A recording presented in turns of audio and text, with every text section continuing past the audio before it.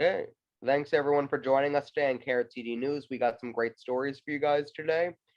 Here with Joe Evans. This is week 4. We didn't get to do week 3 because we were preparing for the summit.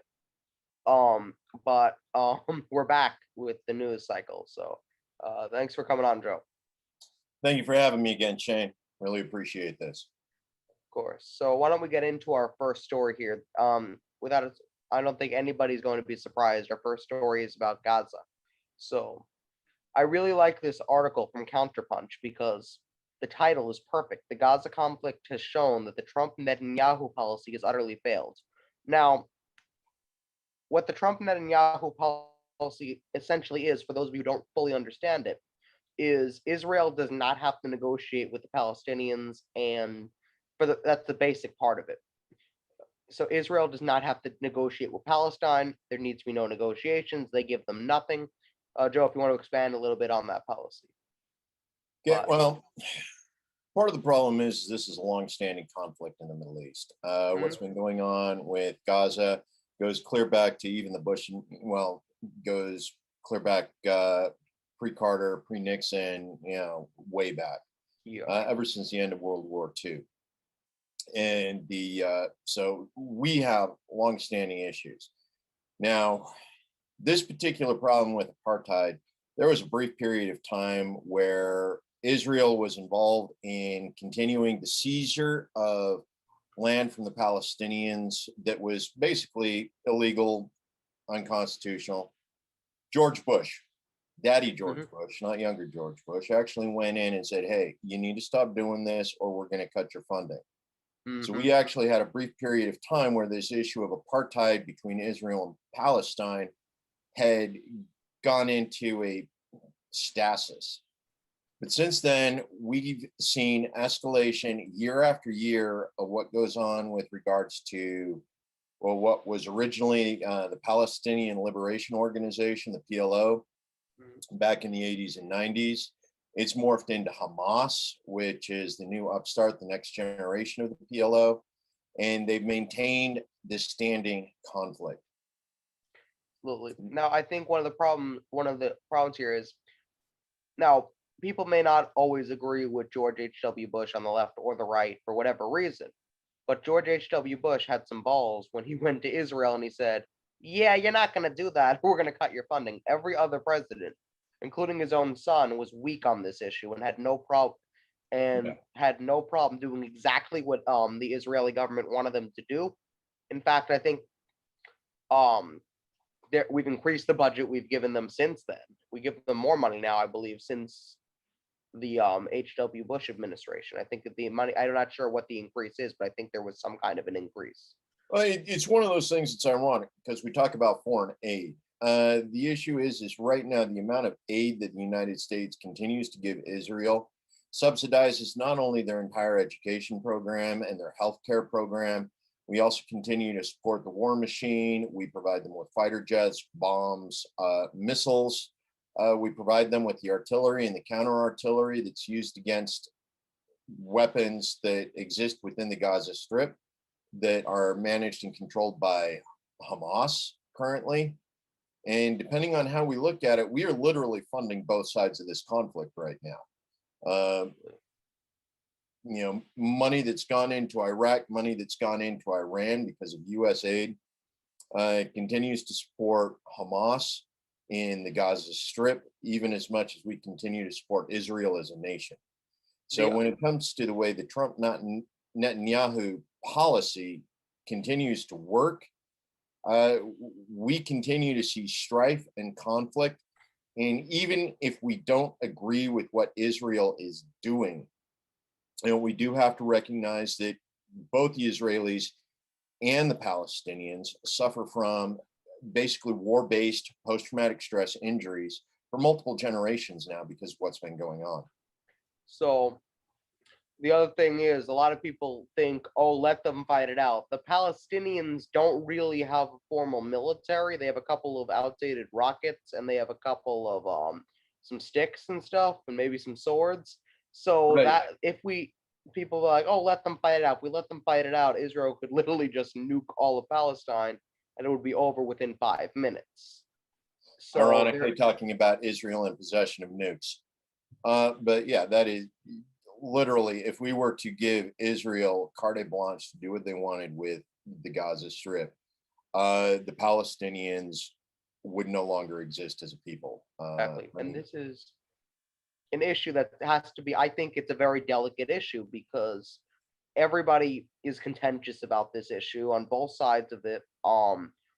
And as much as I don't really, like interfering in foreign countries, this one literally is a life or death matter. So in this one, it's very difficult. What do you do here? My solution is very simple.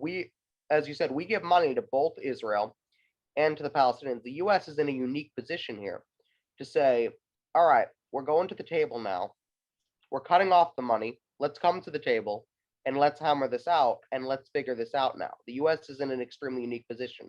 They can't say no to us. They really can't. If we threaten their money support, they can, but are they really going to say no to the United States if the United States says we're going to cut your money off? They're in no position to do that. And then whether it's a two-state solution or a one-state solution, whatever the end result is, there needs to be an end result because this cannot continue.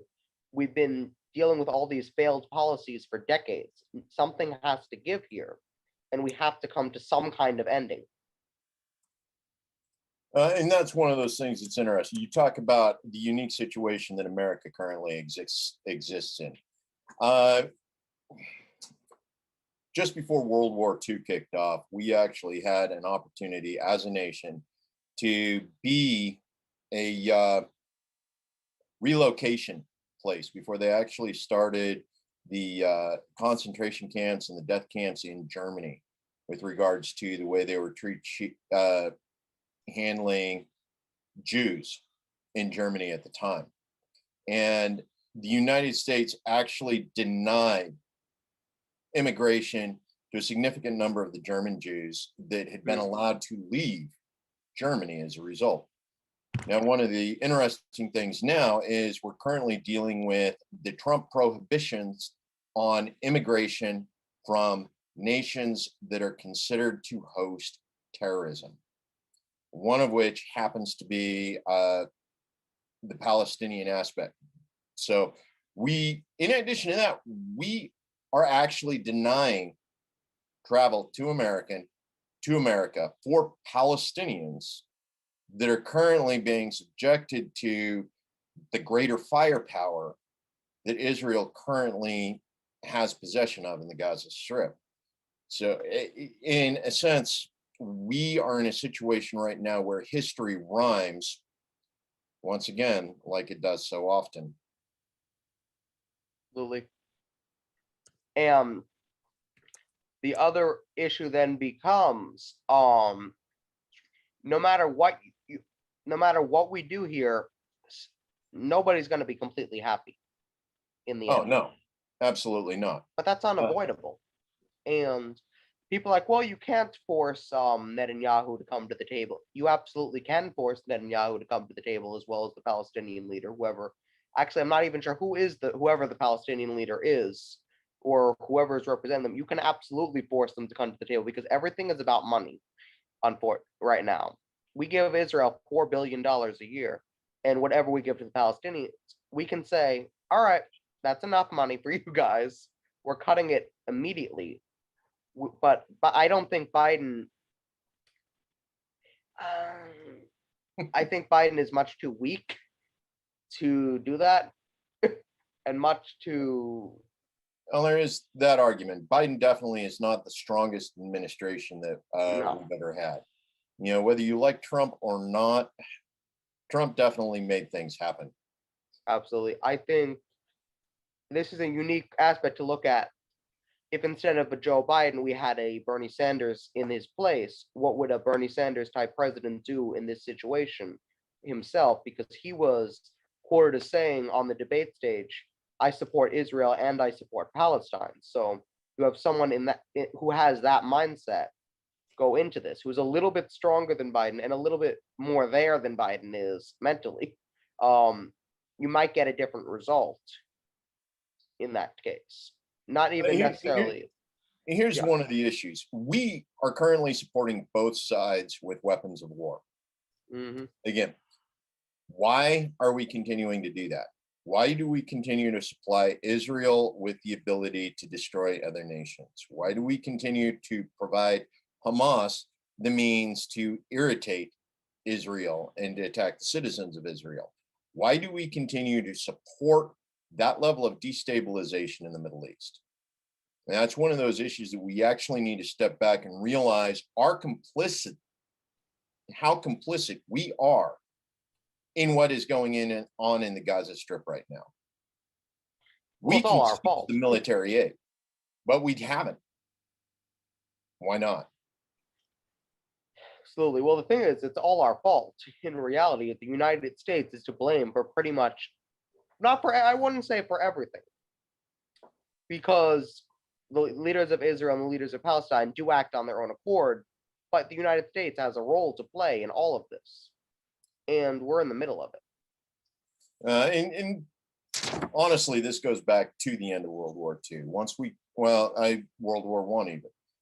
Once we carved up the Ottoman Empire and the British decided to actually cut out a chunk of Palestine and say, hey, we have created a nation.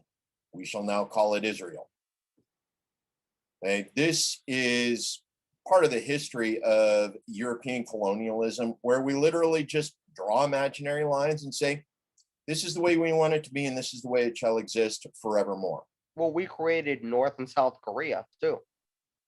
At least Korea is a peninsula, was Korea. But yes, I agree. We absolutely did split the Koreas in half, which is why we have two very distinct cultures, two very distinct types of government, because of the influences we've had since World War II over the way Korea has developed.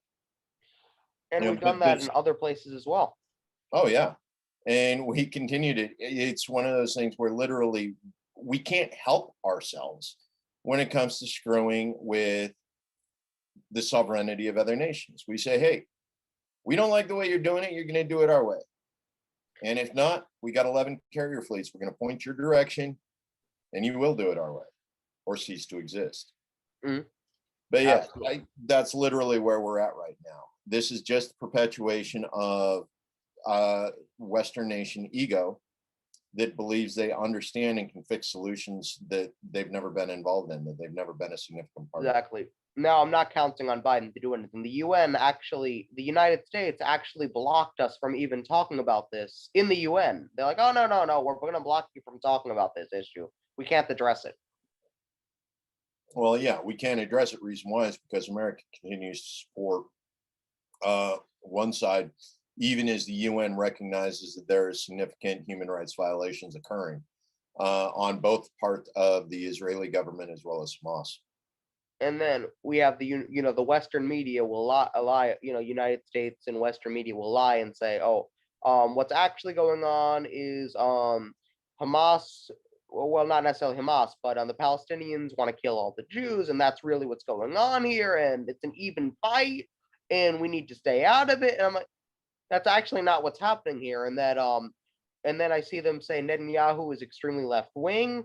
I've seen articles like that. Netanyahu is really liberal and he's really good on all these issues. No, he's really neoliberal, but anyway. Yeah. Exactly. And I think he just went through like 3 or 4 corruption trials in the last couple of years. Yeah, and every one of them he's weathered, been effectively found guilty, and then won re-election again. The other thing that I noticed, every time he's up for re-election, he does this. Every time he's up for re-election, he stirs up something with the Palestinians in order to build his coalition. And well, one of the ironic things is even back in the 70s and the 80s, you basically, that was our test bed for propaganda, how to support the war. Reason why is because we had filmmakers, mass media, mainstream media that would go in and using Palestinians as actors to portray their own oppression in Israel. It was a thing for the longest time. So it's one of those things. We actually have a generation of Americans that are looking at this and going, it's not real. because I've seen the fake news created that looks exactly like this. Only we've now reached the point where what was once fake news has become so standardized that it is now real news. Mm-hmm. And then there are people who say, well, the United States really doesn't have any power in this situation. I've heard that one too. There's nothing the US can do. Well, honestly, there's everything the US can do. But again, we need to take a look at the situation. Is there anything the US should do? Is there anything? The other thing is, you also have to look at who our president is, in addition to that. Joe Biden is a neoliberal corporatist who supports the war machine. He supports all of this. And he's spoken at APAC several times. Um he's very one-sided on this issue. He doesn't even want to take a look at what could be happening. I'm not sure if you saw, I think it was Rashida Tlaib or Ilhan Omar confronted him Yeah. outside of a thing, and they said, hey, can I ask you a question about what's going on with this? And he's like, no, you can't, or I'm going to run you over with something. He's like, if you stand in front of the car I'm about to drive, or something. And he Well, doesn't want to talk about these issues. He wants to completely say Palestinians are the bad guys, and there's no room to look at Israel's errors at all. well, this goes back. Joe Biden's been involved in politics as far back as Nixon, depending on what, 40, 50 years now. And APAC, we haven't had an administration ever truly come down hard on APAC. Even if you take a look at what Trump did, he still couldn't come down hard enough. But honestly, I think this is one that we've already beaten to death here. So, Reef, go ahead and bring up the next one. Let us see what we got going on. Absolutely. Ah, yes. Critical race theory bill. Okay.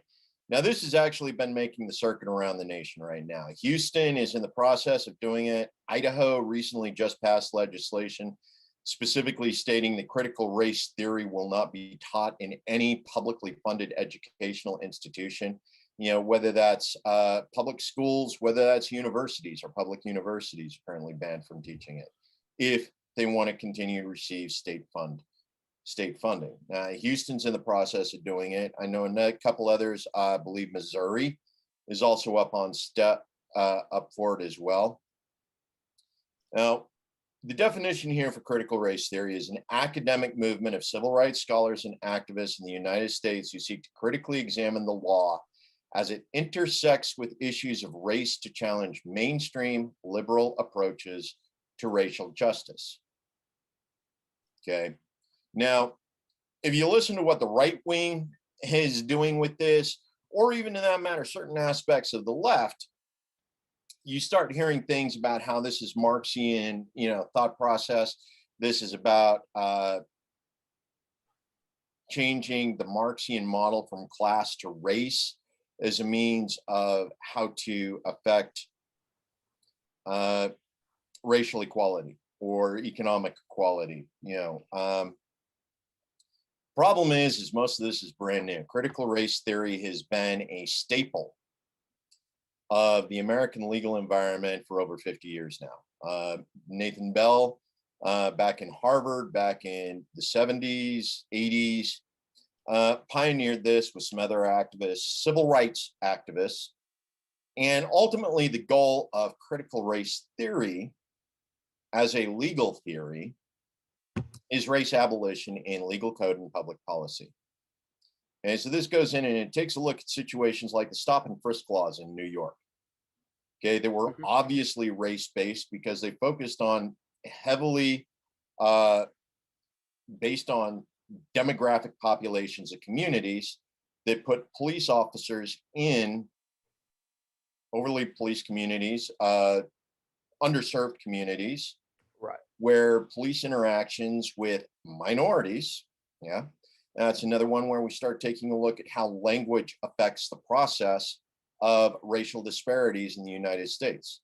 And you take a look at the way we refer to white versus black, majority versus minority.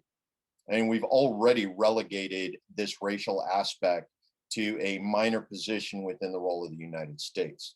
Mm. And this is part of what critical race theory goes in and it takes a look at. The way it is written into our legal code to continue to maintain the separation based on something as arbitrary as the social construct of race. And yet here we are taking a race abolition movement. Yes, that's actually what it is. It is a race abolition movement in order to remove all that wording, all that phrasing that creates a disparity in our legal code and in our public policies. How you doing, Shane? Definitely. This is one I didn't get a chance to take too much of a look at before we did this, but when it comes to this one,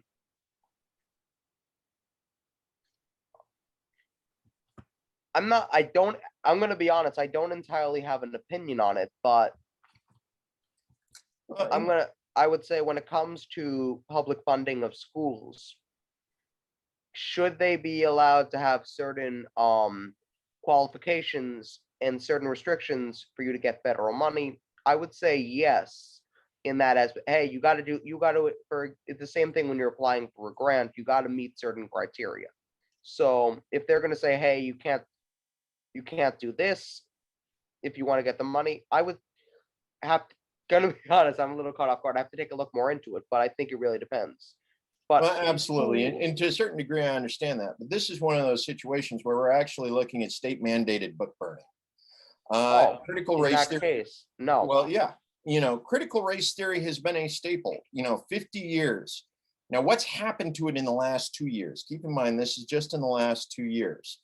Okay, critical race theory has been stolen by the left in academia and used to justify certain sorts of interjection of, well, it's interesting. The right actually calls it grievance education or grievance journalism, grievance studies, where basically people go in and they create these studies with the deliberate intent of reinforcing an imbalance by injecting these policies and procedures into our institutions, like in academia, like in public policy. Like, would this be, for example, like affirmative action? Well, and see, that's one of the things that's interesting, because as civil rights activists, particularly as they were looking into the critical race theory, in order to actually remove race, they had to remove affirmative action programs. So when you look at it, most of the critical race theory activists were as much against affirmative action programs as most of the hard right were. So we were looking at two organizations that are saying, hey, affirmative action is not good for Black America. Affirmative action is not good for white America. Affirmative action just isn't good for America. And you literally had civil rights activists saying this, and you had the hard right saying this, yet somehow that neoliberal center was saying, yes, but. Well, that's the thing. The neoliberal center, they like to do token policies. They like to do things that theoretically look good on paper, and there's nothing real behind it. When it comes to anything economic or anything where it comes to foreign policy, they will never give you anything. When it comes to race-based policies, sometimes they'll give you some. They're not always all good. And this is one of the ones that wasn't necessarily one of the best policies they had come up with in race, where they conceded on something. So right, but that's one of those things. And an awful lot of the people that were involved in the critical race theory education and legal movement, now mind you, this was legal, not academic, because the academic model has gone in and they've twisted the entire process. And again, this was in the last 2 years. But critical race theory as a legal theory, as in legal academia, as opposed to general academia, including education, pedagogy, and the rest of those things, the ability to learn what it is we learn about. The way they've taken it totally attacks the core element of what the civil rights or critical race theory and civil rights actions were intended to be. And most of the activists that were involved in critical race theory, when you step back and look at it, focused mainly on what Malcolm X considered to be the liberals, the dangerous white liberals, because you never get anything for the Black community unless the white liberal wants it for the Black community. Right. There's no, if there is a group of people you can't trust when it comes to Black rights, it's the white liberal. What this is it's sort of a maintenance of that belief, of that faith, is Definitely. That as long as the white liberals are able to continue to interject race into the legal code and public policy, we will continue to see problems in the different heritage and different cultures that continue to exist in America outside of white America. I really hate that term because Definitely. Now, I was going to say, I'm sure there's, do I think every single race-based policy is bad, or not necessarily every single one of them is bad? The problem is some of them are well-intentioned, or some of them are the road to hell. Exactly. And when it becomes well-intentioned, when you don't think a policy through, or if you just want to ram something through to make yourself look good, which a lot of the times this will happen, because again, the neoliberals, the first thing they'll give up on is race, and either they'll do some half-assed policy that kind of sucks, or they'll do a terrible policy that's more full-forced, and that's what you're going to get from them. You'll never get anything really concrete or anything that really addresses the problem. What you'll get is something like this. Yeah, but one of the problems that we're looking at right now, and I'm going to give a shout out to Maj Tour on this, is, if you're an enemy of critical race theory, you might want to actually look into it so that you understand what it is you are an enemy of, why it is you hate it. It's interesting because we've run into problems with both Harvard and some other organizations, Wikipedia. Every time critical race theory comes up or critical theory comes up, they like to refer to the Marxian approach. And well, we all know how Marx approached capitalism in Das Kapital.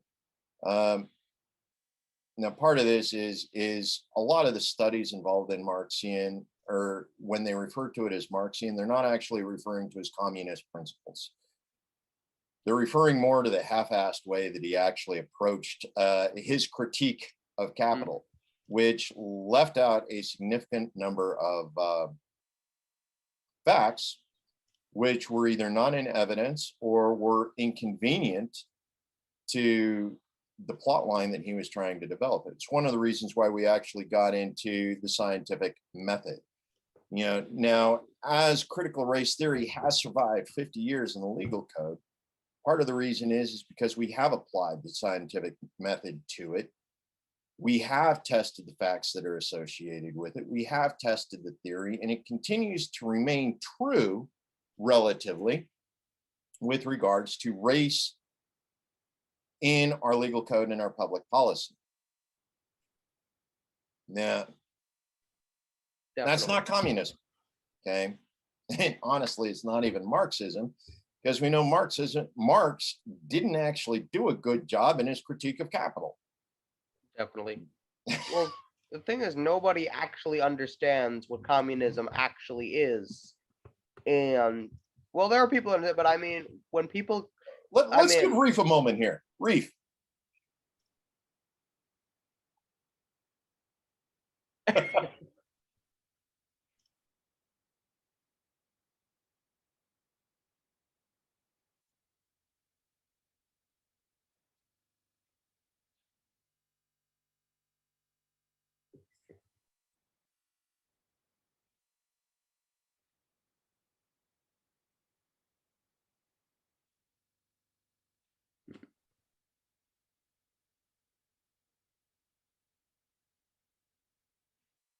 Or blatantly racist. Yeah.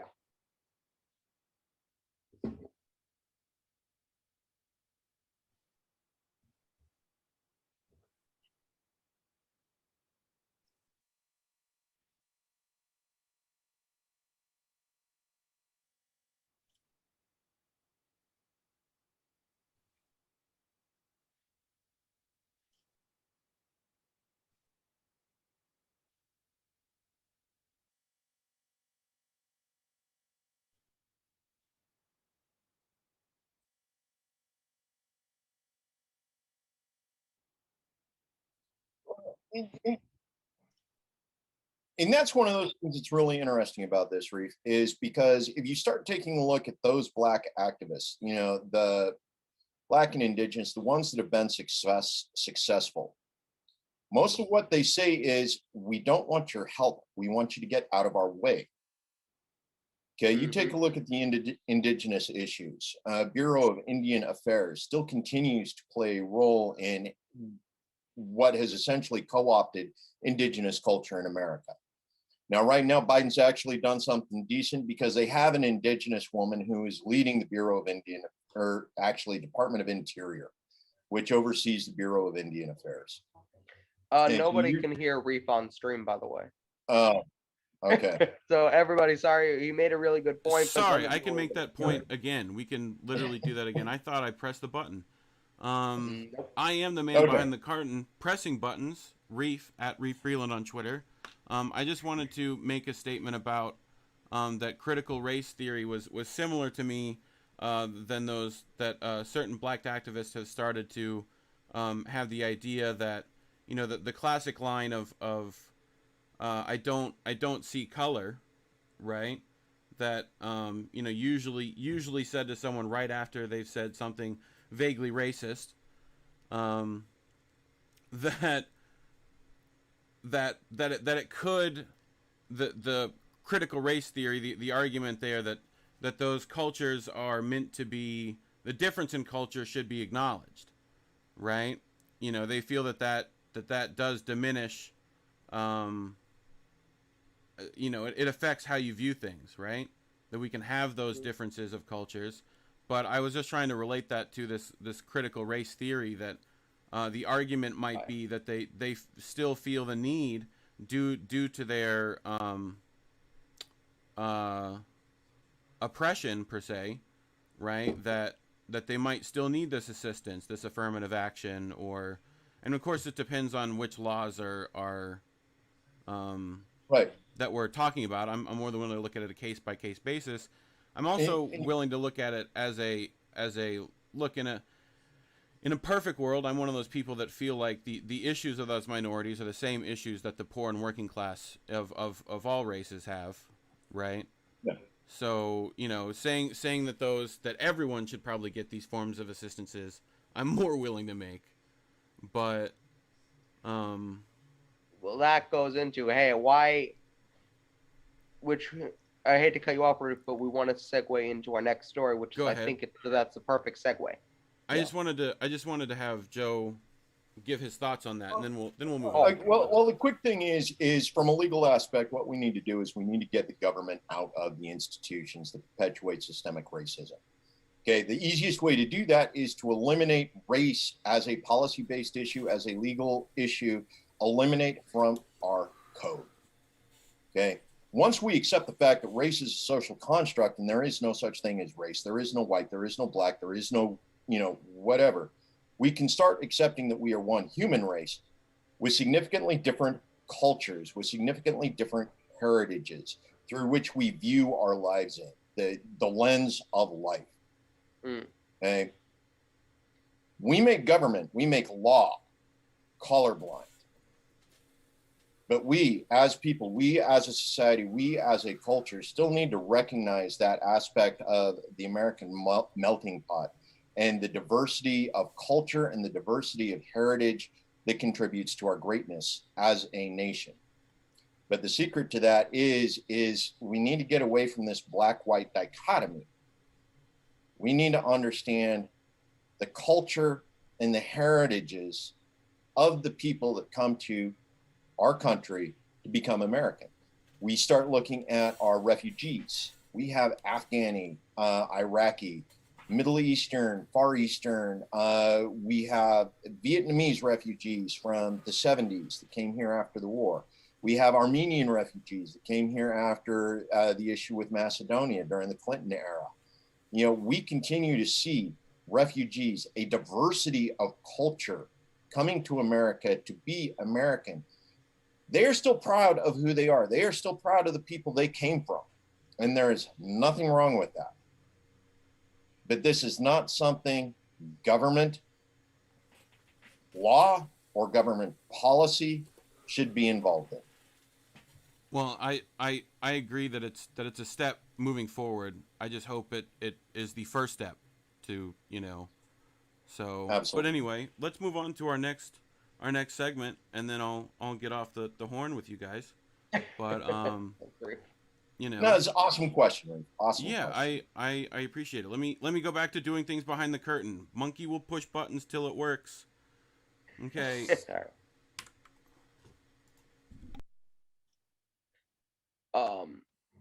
Okay, our weekly, what is Biden screwing up this week?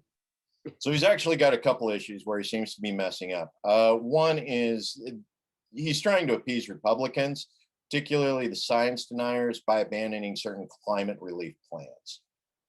In addition to that, there's also the student debt forgiveness. Okay, that didn't make it into the Biden budget, again, because he's attempting to appease. Now, one of the issues, as it particularly pertains to our last story, Biden actually put forth plans to provide relief to Black farmers, minority farmers across the United States. He was actually going to pay off a significant amount of their debt. Well, then why can't it be all farmers? Well, that's my. I mean, it could be, but ultimately, when it comes down to it, the difference between most of the Black farmers and the white farmers, white American farmers, is the difference in that most of the white American farms are now corporate level farms. They are industry farms. You don't see so much in the way of family owned farms at any level anymore. But hey, when you do this policy, maybe you gear it toward, if you're going to do a policy like this, you gear it towards those family-owned farms, not necessarily on the Black. I'm sure there are a couple of other races that own farms as well, and they're being excluded from this bill. So you could say, hey, let's gear this towards the family-owned farms and not the corporate farms. Right. But the thing is, that's always been a problem. Now, the interesting thing that came out of that particular discussion, because it was specifically about giving relief to minority farmers, to Black farmers in key areas in the United States, was the banking industry came back and said, Joe, about that, if you actually provide relief to those farmers, it's going to cut into our bottom line.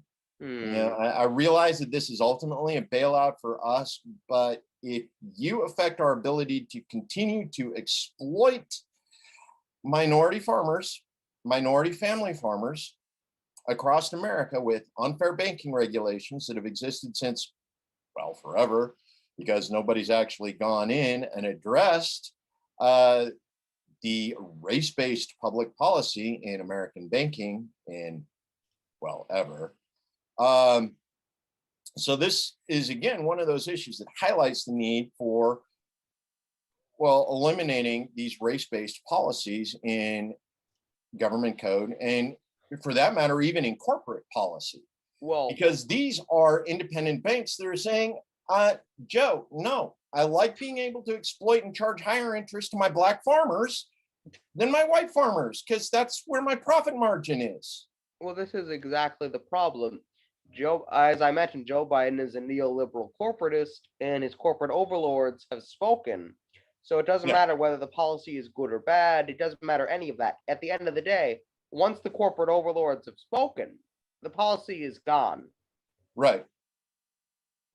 But that's one of the situations that we need to step back and we need to take a look at. And again, reason why critical race theory was so big at the time. The student debt forgiveness that's going on. Again, that's another issue. Now, right now, that affects largely underprivileged students who come from families that didn't have a significant amount of family wealth built up, families that had to work their way through college, young students, now early in their careers, realizing, they're 100K in debt, working for 35K a year in a cost of living that requires 40K. So the student debt forgiveness, again, that's another one where the corporate overlords came in and said, you know what, if you affect our ability to continue to exploit student debt, it's going to hurt our bottom line. But don't forget, everybody who told me I was crazy for not voting for Joe Biden told me, hey, we're gonna push him left. We're gonna he got the task forces with Bernie Sanders. He adopted 3 of Elizabeth Warren's bills. He hears you. He's gonna help you. Don't worry. We'll worry about that after when Trump is gone. Everything will be okay, and Joe Biden's gonna do it. Okay, so that distance from where Joe Biden was at the start to where we said we were going to push him left, he has now gone right. Yeah. You know, literally, the decision to vote Joe Biden had the exact opposite effect of intended versus, you know, in the direction and distance he was going to be shifted. You know, 180. Yeah, Nurse went the wrong direction. But we also had what's her name? Elizabeth Warren was like, I'm going to get him to cancel student debt, and then she's like, ooh, never mind. I'm gonna get him to cancel $50,000 in student debt. Did I say all? I just meant 50,000. She's like, did I say 50? I meant none. I meant none. I'm not gonna fight him. I can't fight him. Yeah, you can't fight the corporate overlords. At this point, you know, this is one of those situations. And here's one of the things. This is government issued funds. This is fiat currency. The only thing that gives this currency any value is imagination. Mm-hmm. Yes, that. And the fact that the United States Treasury can print it off at will to pay bills that they created on their own, so that individual corporations as well as politicians can continue to get wealthy, even as they lie to you about how much they steal from your bank every month. Yeah, no, we're literally in a situation, late stage empire collapse, because we're looking at hyperinflation. We're on the edge of hyperinflation right now. But you get we can't fight Joe Biden because then there's no unity. And yeah, no unity. There's no left unity. There's no bottom unity. Well, at the end of the day, when it comes to total collapse, if you aren't unified in control of the collapse, there will be no unity because it'll be every man for himself. But that goes back to the issue. Let's go ahead and take a look at his climate plans. Okay, the Green New Deal. We continue to see significant, and this is ironic because what it amounts to is he's also refusing to roll back many of the rules Trump put in place regarding the EPA. Mainly, he said EPA is now without teeth, the EPA is now gutless, and Trump and Biden hasn't gone in and fixed that in any significant way. Well, so literally the corporate wins for environmental pollution that were made under Trump continue to exist under Biden. Well, you see, you need to put in order to do this government stuff properly, you have to put an oil executive in charge of the EPA. You have to put a banker in charge of the Consumer Financial Protection Bureau. You got to make sure the people who care the most will be there to help you. You got to put the people who are causing the problem in positions to make sure they can cover their asses when they continue to cause the problem. That's how government works. Sorry, Shane. Was that sarcasm I heard? I'm not... No, this is actually what they do. And Shane, you're absolutely right. That is exactly what they do as far as the way, you know, they handle the oversight. Literally, they put people in charge, give them the jobs to cover their asses as things continue to go further and further south. We currently foot the bill for cleaning up after an oil industry organization screws the pooch and drops, you know, a billion barrels of crude into the Gulf Coast. I still don't think the Gulf Coast is successfully recovered. We continue to see problems in the Pacific Northwest because of issues with pollution there. The pipelines that lace the United States going back and forth continue to spring leaks all over the place. And we have commodified water now. We have literally said, you need to buy water in order to use water. Water futures are now sold on the New York Stock Exchange. If that is not foreboding as to what they plan on doing with the available water in the days to come, I don't know what is. Well, you see, Joe Biden is probably really happy that Trump undid all those environmental stuff that Obama did, because then he wouldn't, because now he doesn't have to do it himself. It saves him the trouble of dismantling all this stuff. It saves him the trouble.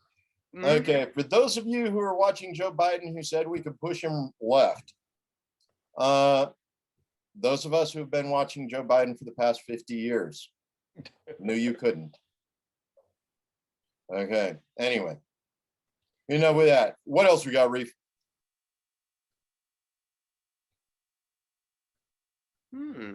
Yes.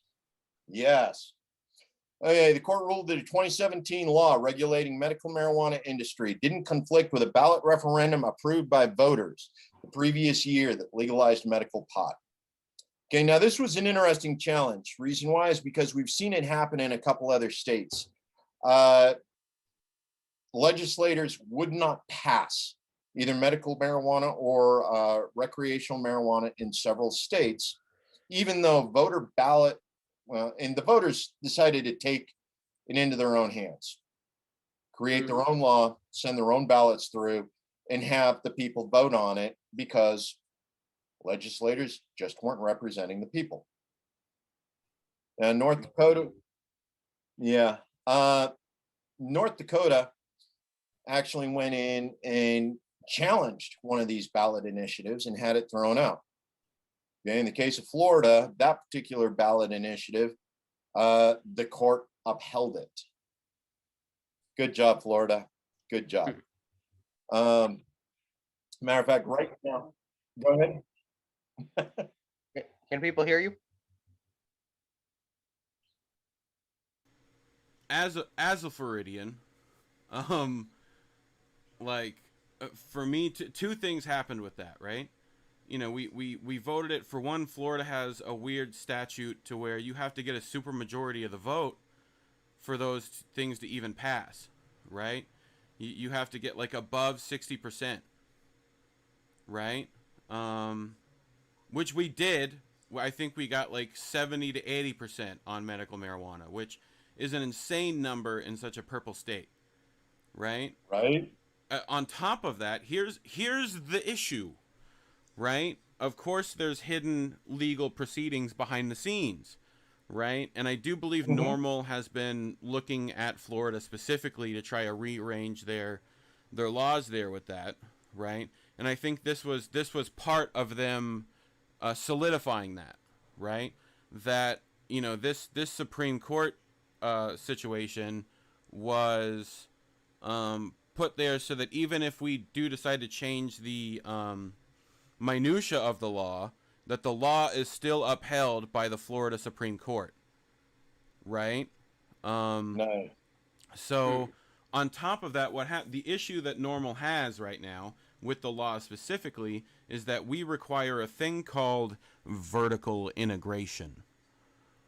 And what that means, right, is that as a cannabis business, right, you have to have the ability to be able to vertically integrate, right? This is in the law in Florida, right, that says you have to be able to have the capital to be able to not only grow your weed, you have to sell your weed as well, you have to test your weed, you have to be able to have your own logistics to move that weed, right? You know, so it's pretty much do you got money? Right. Yeah, so right. Like if I'm down in Florida, right, and let's say I have $50,000 and I invest and I want to buy a cannabis shop, yeah. I'm not allowed to get a distributor. I'm not allowed to get testing people. I'm not allowed to get any of that. None of that, right? And you also have to do testing and be able to supply your clinics that prescribe people these things. So what's happened is that all the people who would severely benefit from all this new business cannot do so. you know, I mean, I personally want the guy who sells me watermelons out of the back of his truck along the side of the road can also sell me my ounce or 2-pound bag. I'm more than Why willing can't to. he though? Because think about it. Vertically integrated, okay? Right. He gets his license. He's driving his own truck. He's going to your house. His dispensary is mobile. Right. He grows it. He sells it. He tests it. Right. Because he's got his own mobile testing kit, you know, in his van. This down sounds like by the Florida river. is a dream for the ice cream truck pot shop. Yeah, a van down by the river. You know, but Hey, can I get some soft serve pot on a cone, please? Yeah, I'd make it for Some you in a weed heartbeat. sprinkles? That's possible. Oh, But on top of that, the medical marijuana situation, because it's medical and not recreational, which I don't know about you guys, but if I'm going to Disney World, recreational pot sounds fantastic. But on top of that, you get you have to have specific illnesses. So right. Florida decides what illnesses you have, as opposed to in places like California, a medical doctor decides whether you can have medical marijuana or not.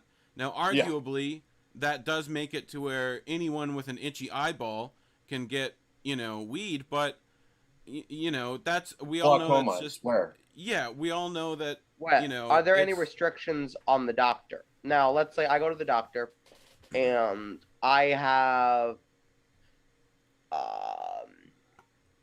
a bad back, right? And I say, hey, Right. I think marijuana would help me. Can they say, yeah, I'm approving this? Or is there an approved list? I don't know that side of things. Is there a list? I can that find varies out. from state to state, honestly. I'm sure some states have been a little bit more flexible with it. Yeah. But really what the problem comes down to with the doctor's diagnosis is the American Medical Association. Right. Literally, they are the ones that are threatening doctors' licenses over how they administer medical marijuana in several cases and in several states. You know, literally, they can't practice with an American Medical Association license as a marijuana-based, they have to accept a state license to practice medicine. We just got the ability to they're now I think it's the DEA, right? The Drug Enforcement Agency, and the FDA. Both agencies, I think, got recently a decision was made that they're allowed to use cannabis that's been grown in the cannabis industry, right? That, you know, for years we had to use just government grown marijuana, right? Which apparently the potency on that was like the same for like the last, you know, since Oliver North was smoking it. But you know, so on top of that, you haven't had the ability to test it necessarily the way Americans really like having their stuff tested, except with COVID vaccinations, but that's a different story. This actually gets into race-based policy a lot. Of course, because like if you're like who's predominantly affected by marijuana laws, right? Minorities, and then those same people who are in jail right now, the big fat white folks who, you know, got the money, right? Get to grow weed. They get weed now. The same thing you're in jail for. Exactly. No, I meant the federal government. When the federal government banned it, there was thinking behind it. I think it was Nixon, if I'm not mistaken. It was Nixon. It was Nixon, and it was. And he said, "Hey, a year-long. The African Americans and the white hippies aren't going to vote for me." It was more than that. You know, you go back to the guy who ran that paper mill, who decided that hemp was too good of a paper product, right? Because, you know, he had that lumber that he was cutting down, right? And what happened was because he owned all the paper the newspapers were print on, right? You know, he just decided to smear marijuana, right? And at the time, it wasn't even called marijuana, right? It was called cannabis or any other cannabis, hemp, you know, number of any of those. Now, granted, hemp doesn't even have the psychoactive properties that cannabis does, but he lumped cannabis in with it, right? So you get that, and then that leads to, right, this whole smear campaign against marijuana because it's brought in by Mexicans, right? No, That marijuana is a Spanish word, marijuana. That's why they said it like that, right? marijuana was an export of the 13 colonies when we were the colonies. Marijuana was found on mummified, oiled temple boys that would scrape hashish oils off of their bodies at the top of the temple. I mean, I know this from Tommy Chong, and granted, Tommy Chong is not the most credible news source, but I'll take it. But the issue with, like, I personally have ADHD, right, which in most places gets me a prescription of indica and sativa, right? It's supposed significantly better than getting a prescription of Ritalin or Adderall, which I'm on right now, right? Which is legal meth, which is fine for me because meth wouldn't affect me the same way it would you folks. But also, if you're taking your meth, drink your water. Just saying, hydrate. You'll lose those teeth. There's plenty of people on Adderall that still have their teeth, and it's because doctors tell them to drink water. Anyway, what happens is, right, I'm supposed to be getting these things. California has already done tests on it for me, right, as well as multiple other governments, right, have done these testing in other places that pretty much says it reduces impulsivity and helps me focus, right? Yeah. Also helps me get to sleep at night, which is, it's literally like the dream thing, and every cell in your body has THC and cannabinoid receptors. So something wants that, but body wants it. Yeah, which is why you see every athlete in the world right now is marketing some form of CBD treatment. Joe Rogan's got his Killcliff products, Joe Rogan's got his stuff. Who else? Jason Momoa, he's got his CBD brand. I'm betting The Rock next week will, have "Can you smell what The Rock is smoking on" CBD, next week. But you can buy it with his bottle of tequila or whatever he's got. Right. But this is the thing again. It's only people with the money right now that is making anything off this.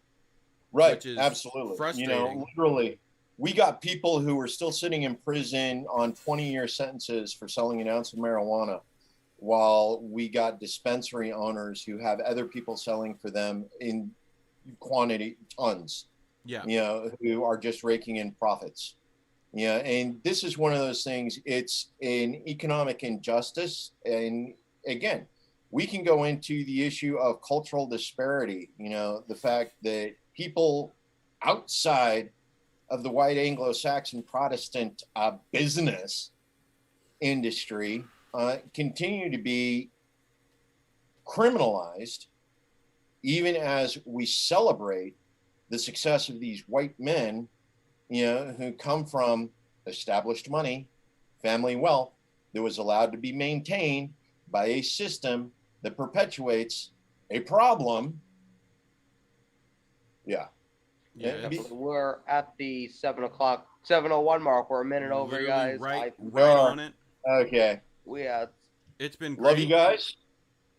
So thank you for joining us this evening. Thank you for joining. Like and subscribe to KRTD. Do all that fun stuff. Check out our socials. Exactly. You're required by the corporate overlords to like and subscribe to the KRTD media. Definitely. I'm definitely going to come find you if you don't. The corporate overlords actually will hunt you down and kill you if they find out that you watch us. Or at least all the more reason to watch us. Or they'll at least call you, Russian opposition. It's KRTD. or a Hamas terrorist. Yeah, it's KRTD. We're part of RT. I don't know if you know that, Lee. If you're watching, appreciate it. Guys, we're not really part of RT, but I really enjoy. All right, so I think we got covered some important stuff. Yeah, it's been great. Everybody tuned in. KRTD is working on some great things behind the scenes. Another summit, all kinds of other stuff. Make sure you subscribe to our email list to find out what's going on.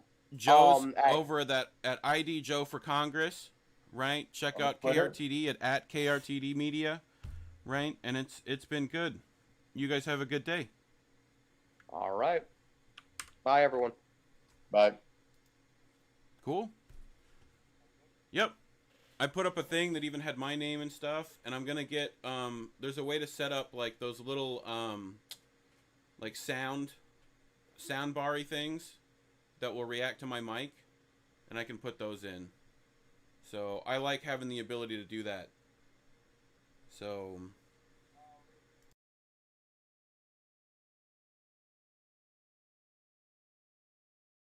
bye everyone.